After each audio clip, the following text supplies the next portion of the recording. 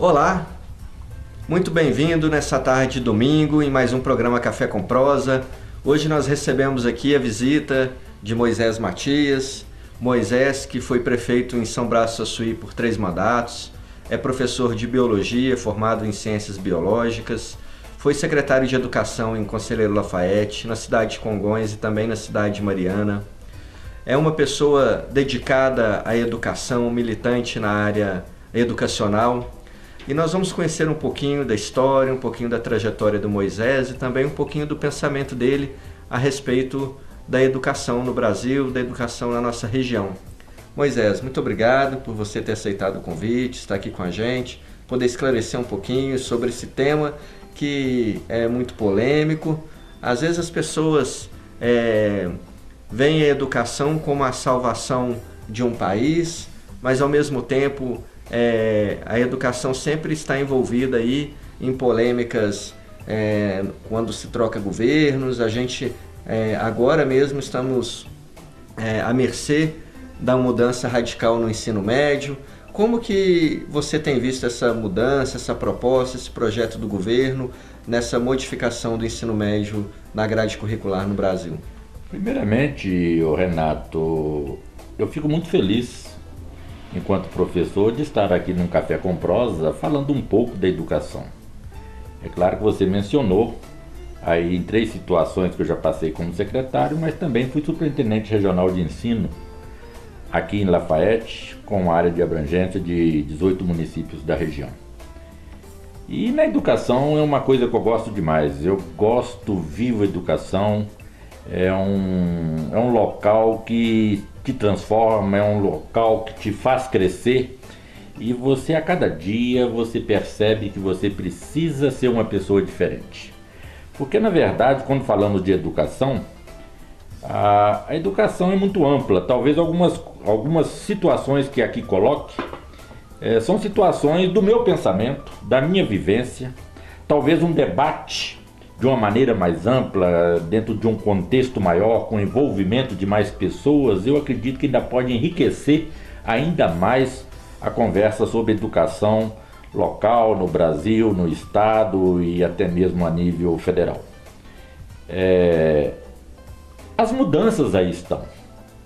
Você colocou aí uma mudança que está aí proposta através de medida provisória em relação ao ensino médio, que na minha avaliação até então é praticamente quase uma cópia do Reinventando o Ensino Médio, que a rede estadual se colocou há algum tempo.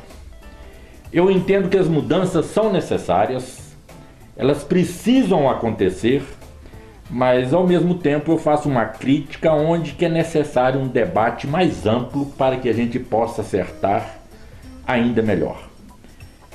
Quando se fala dessa medida provisória em relação à mudança do ensino médio, com certeza precisa mudar alguma coisa no ensino médio, ou talvez muita coisa, porque quando nós observamos os resultados do IDEB em relação ao ensino médio, a gente fica muito triste. E a gente observa que é necessário algo diferente para que professores, escola, os alunos, a comunidade escolar num todo possa viver um momento diferente.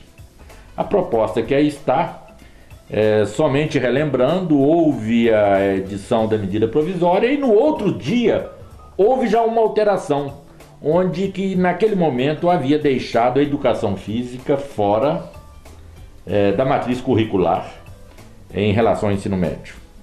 Eu entendo que os debates precisam acontecer, acontecerão. Essa medida provisória, se não me falha a memória, dentro de 90 dias, ela tem que ser votada no Congresso. Compete aos estados, aos municípios e até mesmo à União, a nós professores, realmente aproximar dessa discussão e fazer as alterações necessárias.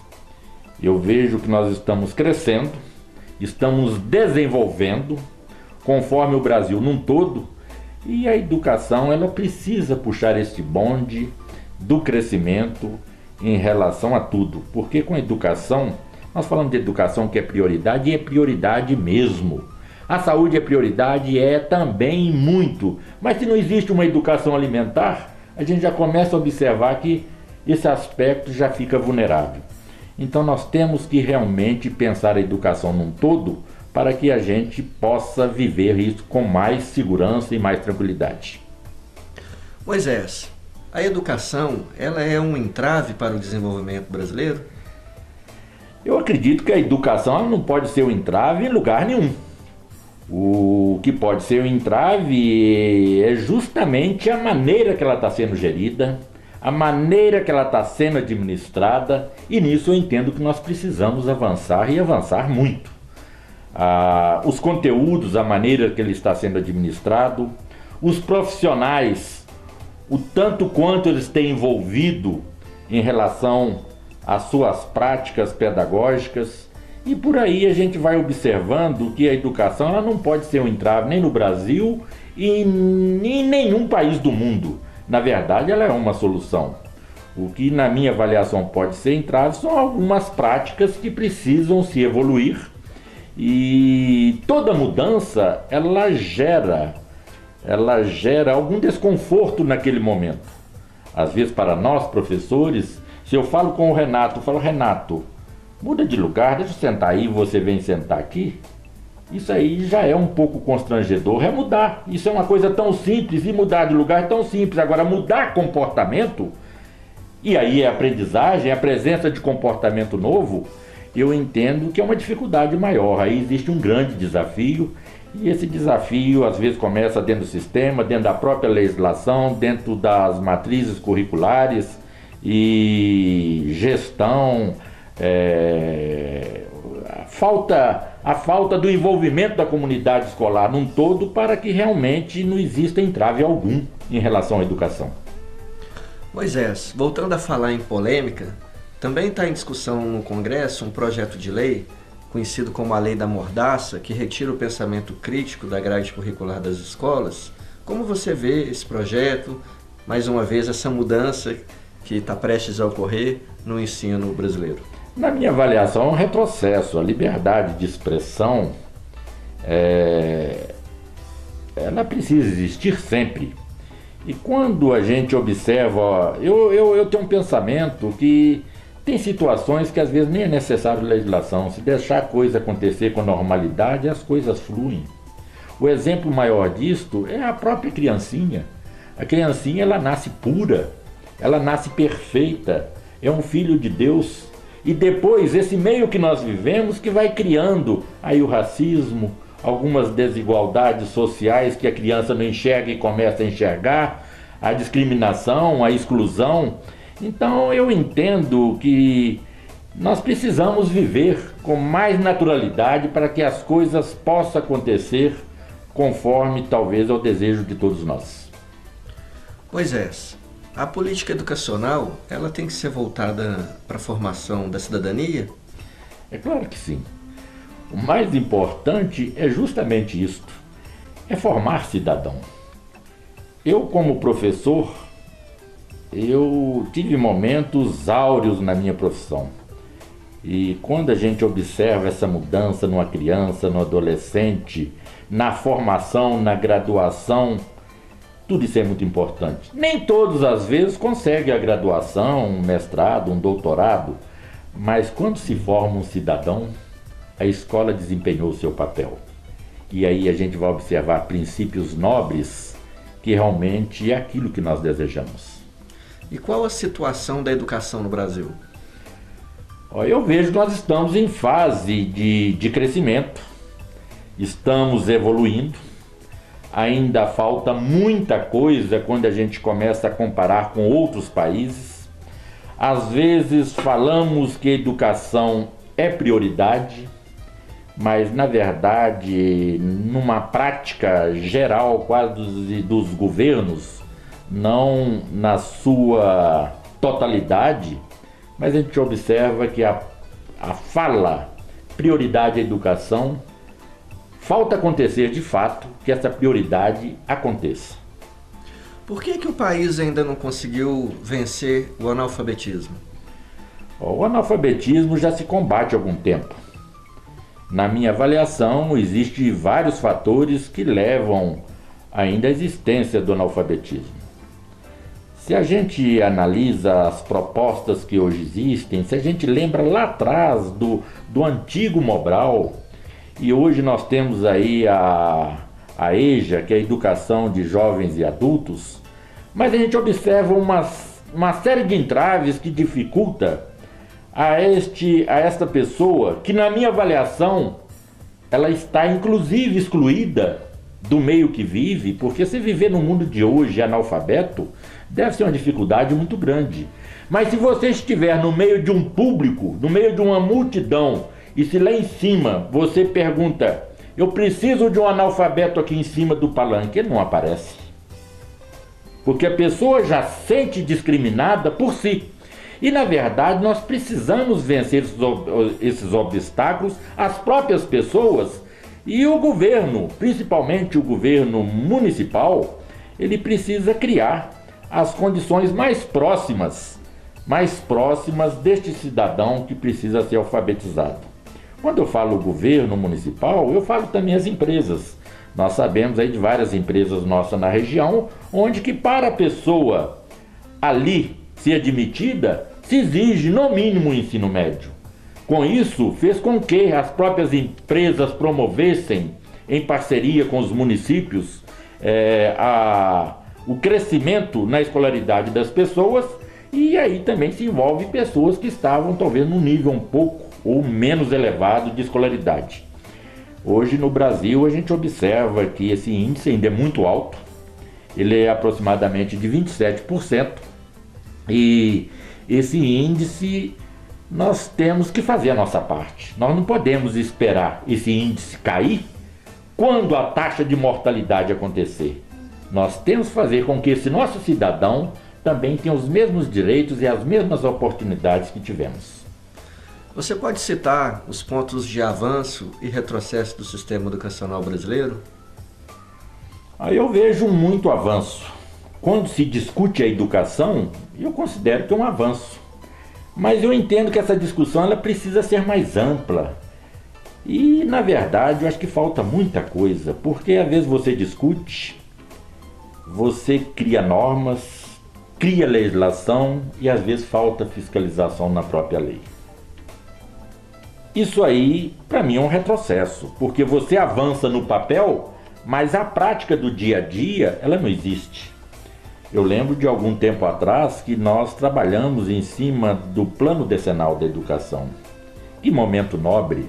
Nós envolvemos os municípios da região, os municípios criaram a sua proposta no Plano Decenal de Educação. Essa proposta ela foi para a Câmara e virou lei municipal. Mas, na verdade, se hoje a gente for observar quais foram os municípios que realmente praticaram aquilo que realmente é lei e que foi planejado, o acompanhamento das ações, a gente observa que alguns municípios evoluíram muito, mas a gente observa que talvez por falta de fiscalização, por falta de envolvimento, aquilo ali ficou somente no papel. Isso aí, para mim, é um retrocesso. Eu entendo que a educação, nós falamos aí, citei e falei de prioridades, nós precisamos de ter também uma representação mais forte. Porque hoje, quando a gente observa nossas câmaras, as nossas assembleias, o Congresso, o que nós temos de representante? Essa pergunta eu estou fazendo para você, professor, você que é da área da educação. Quem nós temos de representante que conhece de educação, que poderia discutir educação, que poderia fazer parte das comissões dentro lá do Senado, lá no Congresso Nacional, nas Assembleias Legislativas e nas câmaras municipais. Às vezes a gente percebe que o número é muito baixo. Então nós precisamos, um dia eu até cheguei a brincar, não estou aqui propondo mais partidos, mas seria talvez até necessário o Partido da Educação, o PÉ. Por que eu falo PÉ? O partido que é o alicerce, é aquilo que avança, é aquilo que faz caminhar. Então eu vejo que a educação, nós enquanto profissionais, nós precisamos também ser um pouco mais militantes, estar mais próximos um dos outros e acompanhar de fato as administrações municipais e participar também da composição onde achar por bem. O conteúdo que é ministrado na sala de aula, ele causa preocupação em você? E se sim, por quê? O conteúdo, os conteúdos aí propostos, é claro que é praticamente a consequência de uma matriz curricular. Ali está proposto. Agora, a maneira que se coloca, o professor se coloca os conteúdos, eu entendo que há muitos professores que brilham, mas há também um grande número de profissionais que precisam ser capacitados para que esse conteúdo possa ser melhor administrado. Eu tiro base até mesmo por mim. Hoje, se eu estivesse ainda dando aula, talvez uma das maiores dificuldades que eu teria, e aqui eu estou dando um depoimento para mostrar que é necessário a gente crescer, avançar, discutir isso dentro da escola, a prática pedagógica, etc. Eu teria talvez dificuldade, talvez não no conteúdo, ou na administração do conteúdo, mas até mesmo na avaliação desse conteúdo. O que se avaliar, o que se pedir do aluno em relação ao conteúdo exposto. Será que hoje eu estaria numa condição de fazer uma avaliação, um questionamento bem contextualizado, onde que isso aí poderia enriquecer ainda mais o conhecimento do aluno, fazer o aluno pensar e responder com bastante naturalidade? Então, eu vejo algumas distorções entre o que às vezes a rede pública, principalmente a rede pública no que ela ministra, e naquilo que o nosso aluno amanhã ele encontra em relação aí ao Enem, alguns vestibulares e até mesmo as avaliações do IDEB, onde que ali as questões exigem bastante interpretação de texto e, na verdade, o aluno às vezes ainda não foi ou não está preparado para tal situação. E aí a dificuldade da resposta. Na sua opinião, qual é o modelo ideal de sistema educacional? Essa receita ela é muito difícil, mas ela pode ser construída. Eu poderia, dentro da minha experiência, eu poderia citar que esse modelo ele poderia acontecer com o envolvimento de todos. Não pode ser somente um modelo onde que alguém apresente uma proposta, essa proposta ela não foi criada e nem foi participada com o envolvimento da escola, da comunidade escolar num todo, onde que praticamente vai somente ficar no papel. Então eu tenho observado que aquelas escolas que conseguem o melhor desempenho são aquelas escolas que realmente conseguem, dentro do seu papel, envolver professor, direção, pais de alunos ou responsáveis dos alunos, o próprio aluno, para a discussão dos projetos que ali poderão acontecer. Esse envolvimento e a participação de todos certamente dará àquela escola o melhor resultado. Eu vivi essa situação em 2005, uma escola da cidade onde fui prefeito, que é São Brás. Ela ficou a 7ª cidade colocada em relação ao IDEB no país. E este envolvimento foi justamente a consequência dessas situações que eu aqui coloquei. Então a escola precisa ser mais o pessoal, a comunidade escolar precisa participar bem mais do que aí está, na minha avaliação. Quem conhece Moisés Matias percebe que ele é um militante do sistema educacional. Qual a sua contribuição para esse modelo educacional brasileiro hoje? Eu acredito que nos lugares que trabalhei, aqui citados, e até mesmo como professor, em todos eles eu deixei de alguma forma a minha marca no estabelecimento, a minha marca no convívio com os profissionais que ali estive.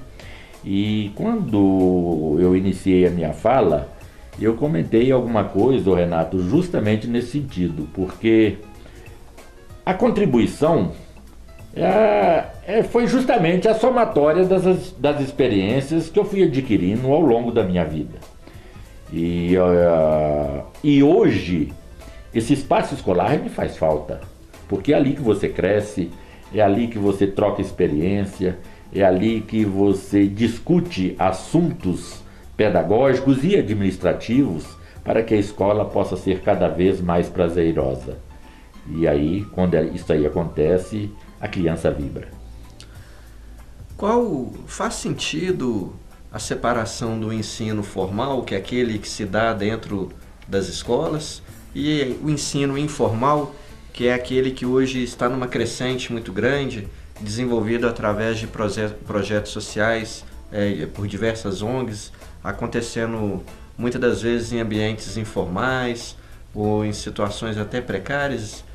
Como que se explica isso? Eu acredito que a educação ela precisa acontecer em todo momento, em todo ambiente, seja no formal ou no informal. Mas quando a gente vê que a educação ela também já parte para o informal e existe a participação da sociedade num todo, inclusive de ONGs, aí é justamente as parcerias que nós educadores precisamos para a gente ter cada vez mais entusiasmo e mais motivação para ser professor. Quando a gente fala em educação, logo vem à mente as escolas, o espaço físico, as construções, as obras.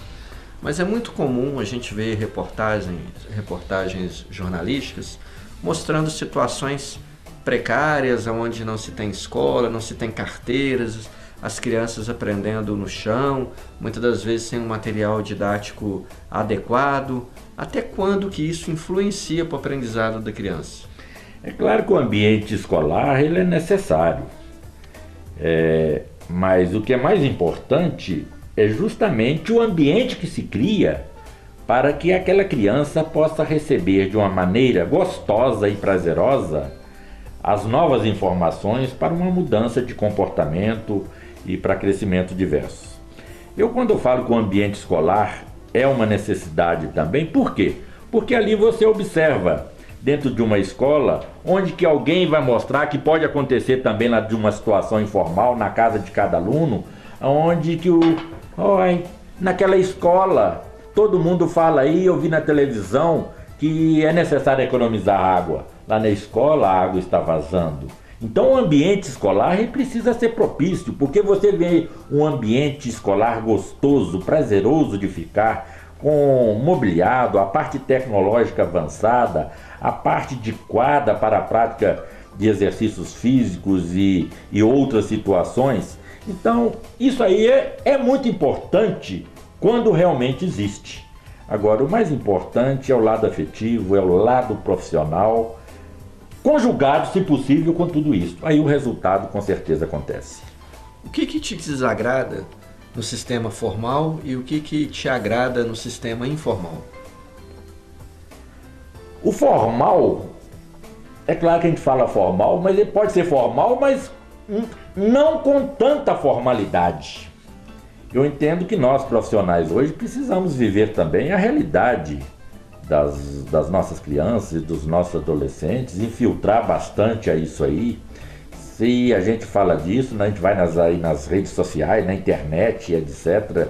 E se o aluno gosta, por que nós professores também não possamos usar bastante e com eles esse tipo de coisa? Seja na sala de aula, seja fora da sala de aula ou em ambientes diversos. Se estiver falando de educação, está tudo certo. Moisés, nós temos hoje aí inúmeras profissões. Mas na sua época, o que fez você optar por essa carreira de educador? O que fez o senhor se formar professor de biologia e depois militar aí nessa luta árdua, incessante na área educacional?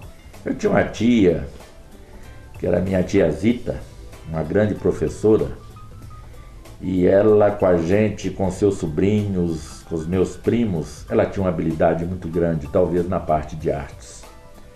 Então ela era uma mulher que ela era uma autoridade.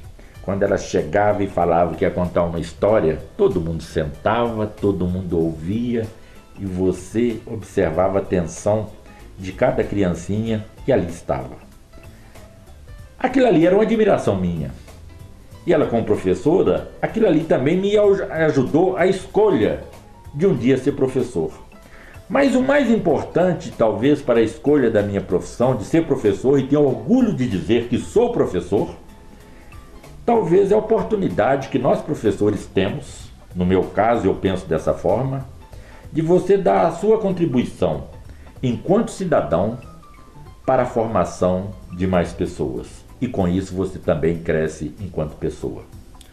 Moisés, você nos disse que enquanto prefeito de São Brás do Suaçuí, a cidade foi avaliada em 7º lugar no IDEB em todas as cidades brasileiras.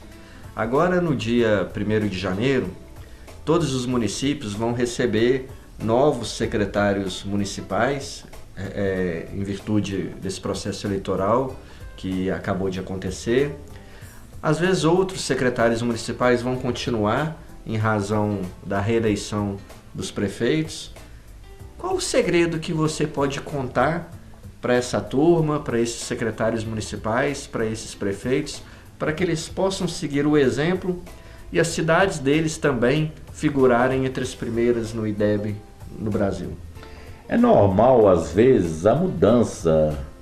Quando há a mudança de governo, há a mudança também de secretários. Mas na minha avaliação em educação, esse processo ele exige mais.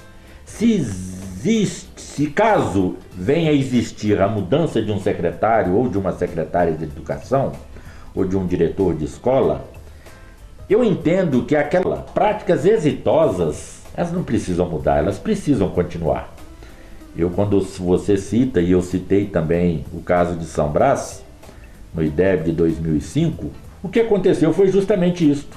Ali existia uma supervisora que, pelo seu talento, independente que era um cargo comissionado, independente da mudança de gestão, das divergências políticas que pudessem acontecer, mas ela continuou. Ela continuou e a educação cresceu. Agora, eu penso muito em educação. Quando eu entro numa escola, eu gosto de enxergar a biblioteca, por ali você enxerga bastante. Mas uma das coisas que a escola precisa trabalhar também são os seus limites. Eu sou muito favorável também a uma escola, não no militarismo, não é isso que eu estou falando, mas onde que a criança ou adolescente saiba os seus limites e que haja disciplina. Uma sala sem disciplina é impossível você trabalhar.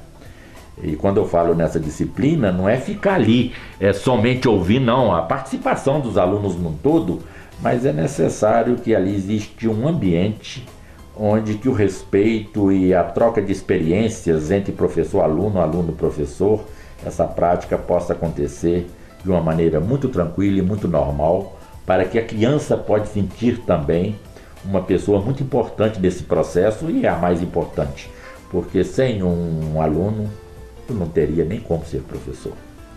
Moisés, estamos chegando ao final desse programa Café com Prosa. Gostaria de te agradecer o convite, por você ter aceito o convite, estado aqui conosco para esse bate-papo agradável, por ter realmente tirado as nossas dúvidas. Já gostaria de te parabenizar, porque São Brás ainda continua com o IDEB muito alto. Isso é graças ao legado que você deixou lá e um exemplo para todos nós aqui na região das Vertentes, para que possamos seguir esse exemplo de militância, de luta, e que possamos aprender cada dia mais com aquilo que o senhor mostrou durante esses anos de trabalho. Ainda vai continuar mostrando aí, porque ainda tem muita lenha para queimar, né?